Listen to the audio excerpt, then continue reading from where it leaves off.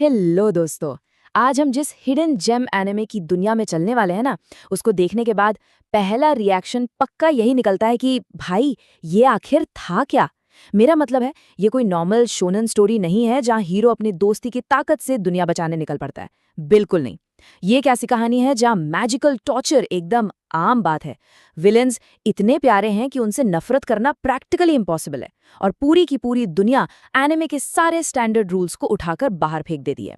अगर किसी को एक जेन्युइनली फ्रेश, अनप्रिडिक्टेबल और फ्रैंकली थोड़ी क्रेजी स्टोरी की तलाश है, तो आज का ये एक्सप्लेनर सिर्फ और सिर्फ उसी पागलपन के बारे में है। सेक्शन 1, एक डिप्रेसिंग और केओटिक दुनिया। तो सबसे पहले इस बेहतरीन कहानी की अजीब सेटिंग को समझते हैं। इस जगह को कहा जाता है द होल। देखो, एक तरफ होते हैं नॉर्मल एनिमे ट्रोप्स, वही जहां दोस्ती, प्यार और उम्मीद की जीत होती है, और दूसरी तरफ है द होल की बहुत ही कड़वी सच्चाई। ये एक पूरी तरह से टूटी हुई, पॉल्यूटेड और बेकार सिटी है। यहाँ दूसरे डायमेंशन से सॉर्सरर्स आते हैं, यानी जादूगर। पर रुको, ये किसी फेरी टेल वाले प्यारे जादूगर नहीं है। ये एक्चुअली उन साइकोपैथ साइंटिस्ट की तरह बिहेव करते हैं जिनके लिए आम इंसान बस प्रैक्टिस टारगेट हैं। सोचो, कभी ये मैजिक से किसी को कॉकरोच बना देते हैं, तो कभी किसी के सर पर लिटरली मशरूम उगा देते हैं। और सबसे खौफनाक बात तो ये है कि ये सब वो इतना कैजुअली करते हैं ना, जैसे किसी की जिंदगी बर्बाद करना बस उनका मॉर्निंग रूटीन हो, और अब वो सीधा ब्रेक लेकर कॉफी पीने जा रहे हैं। सेक्शन 2, क्रोकोडाइल बॉस और ग्योजा। अब ऐसी अजीब दुनिया है, तो वहां रहने वाले मेन कैरेक्टर्स भी तो उतने ही बिजार और इंटरेस्टिंग होने चाहिए ना। क्या ये तुम ही थे? दोस्तों, ये इस स्टोरी का सबसे आइकॉनिक और टेरिफाइंग सवाल है। हमारा मेन कैरेक्टर है काइमन।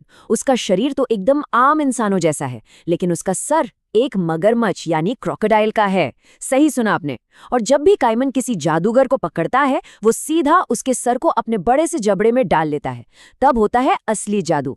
काइमन के मुंह के अंदर से एक और रहस्यमयी आदमी निकलता है और सामने वाले से ये खौफनाक सवाल पूछता है। सोचने में ही कितना इंसेन लगता है ना, पर सच बताऊं, यही इस सीरीज की असली जान है। अब काइमन को खुद ही नहीं पता कि वो ऐसा क्यों है। उसे सिवियर एमनीशिया है। ना उसे अपना असली चेहरा याद है, ना अपना पास्ट, और ना ही ये पता है कि आखिर किस सॉर्सरर ने उस पर ये खतरनाक मैजिक किया था। उसका बस एक ही मकसद है, किसी भी तरह उस जादूगर को ढूंढना जिसने उसकी ये हालत की है, और इसके लिए वो इन जादूगरों का बहुत ही ब्रूटल शिकार करता है। स्टार्टिंग में ये मिस्ट्री थोड़ी कंफ्यूजिंग लग सकती है कि भाई हो क्या रहा है, लेकिन ट्रस्ट मी, यही सस्पेंस सबको कहानी से एकदम चिपका देता है। पर क्या मैंने इस भटकती हुई जिंदगी में अकेला नहीं है। उसके साथ है निकाइडो। देखने में तो वो एक बहुत स्वीट सी लड़की लगती है जो अपना एक छोटा सा रेस्टोरेंट चलाती है, लेकिन अगर गलती से भी उससे किसी ने पंगा लिया तो वो अगले ही सेकंड एक ब्रूटल मार्शल आर्ट्स फाइटर बन जाती है। अकेले ही खतरनाक दुश्मनों को ऐसी धूल चटाती है कि कोई भी देखता रह जाए। उसके कैरेक्टर की अपनी एक अलग डेप्थ है, और उसके पास्ट में भी बहुत से गहरे सीक्रेट्स छुपे हैं जो कहानी में धीरे धीरे सामने आते हैं। निकाइडो के रेस्टोरेंट का नाम है हंग्री बग, और यहाँ मिलता है काइमन का ऑल टाइम फेवरेट खाना ग्योजा। सच्ची बताऊं तो इन दोनों की दोस्ती इस डार्क और वायलेंट दुनिया का हार्ट है। ये दोनों इतने कैजुअली बिहेव करते हैं कि किसी सीरियस मर्डर इन्वेस्टिगेशन या ग्रूजम कॉम्बैट के बीच में भी काइमन को अचानक से ग्योजा खाने की अजीब सी क्रेविंग होने लगती है। इनका ये कंफर्ट जोन और एक दूसरे के लिए इनकी लॉयल्टी इस हैवी कहानी में एक बहुत ही जरूरी और प्यारा सा इमोशनल बैलेंस लाती है। सेक्शन 3, प्यारे साइको विलेंस। देखो, एक अच्छी कहानी हमेशा अपने विलेन से जानी जाती है, और यहाँ के विलेंस सच में सबके दिलों पर राज करने वाले हैं। चलिए मिलते हैं एन फैमिली से, जो सॉर्सरर्स की दुनिया का एक बहुत ही पावरफुल माफिया ग्रुप है। इनका बॉस, जिसका नाम एन है, काफी क्लासी दिखता है, पर उसे एक अजीब सा ऑब्सेशन है अपने मैजिक से लोगों को मशरूम्स में बदल देने का। फिर एंट्री होती है शिन की, एक साइलेंट साइको जो एक क्रीपी सा मास्क पहनता है और अपने बड़े से हैमर से दुश्मनों को लिटरली ऐसे उड़ाता है जैसे किसी वीडियो गेम में घूम रहा हो। और उसकी पार्टनर है नॉई, एक बेहद टॉल और हेविली ओवरपावर्ड मैजिक हीलर, जिसकी फन और केओटिक एनर्जी पूरा माहौल ही बदल देती है। इन विलेंस की आपस की केमिस्ट्री इतनी जबरदस्त है कि एक पॉइंट पर आकर ये याद ही नहीं रहता कि असल में हमारे हीरोज के सबसे बड़े दुश्मन यही हैं। देखने वालों को सच में इन साइकोपैथ से प्यार हो ही जाता है। Section 4, the big reveal.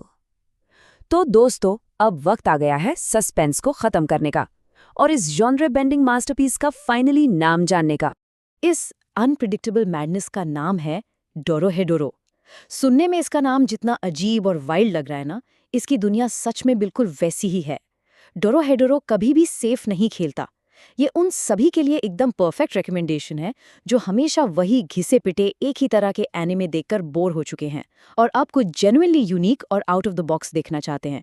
ये एक ऐसी दुनिया है जहां मैजिक, माफिया, बॉडी हॉरर और मिस्ट्रीज मिलकर एक बेहद अनोखा कॉकटेल बनाते हैं। और अगर टाइम कमिटमेंट की बात करें तो ये शो एकदम परफेक्ट है। इसके फर्स्ट सीजन में स्ट्रिक्टली सिर्फ 12 एपिसोड्स हैं। मतलब ये इतना परफेक्टली पेस्ड है कि ये एक एब्सोल्यूट बिंज मटेरियल बन जाता है।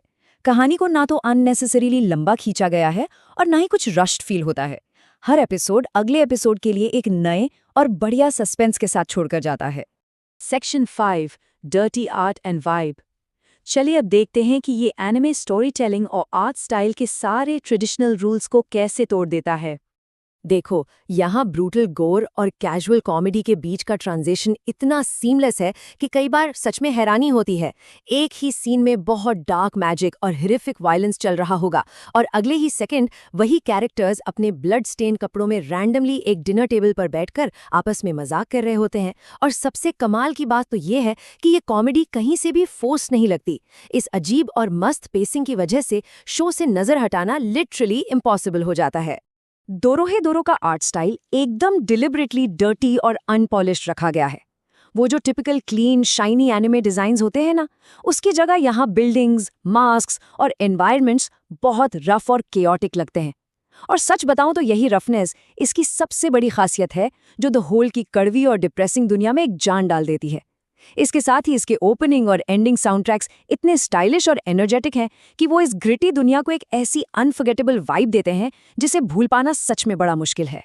तो जाते जाते आखिरी सवाल ये है, अगर अचानक से एक दिन कोई सोकर उठे और देखे कि उसका चेहरा मगरमच्छ का बन चुका है, तो उसका सबसे पहला कदम क्या होना चाहिए?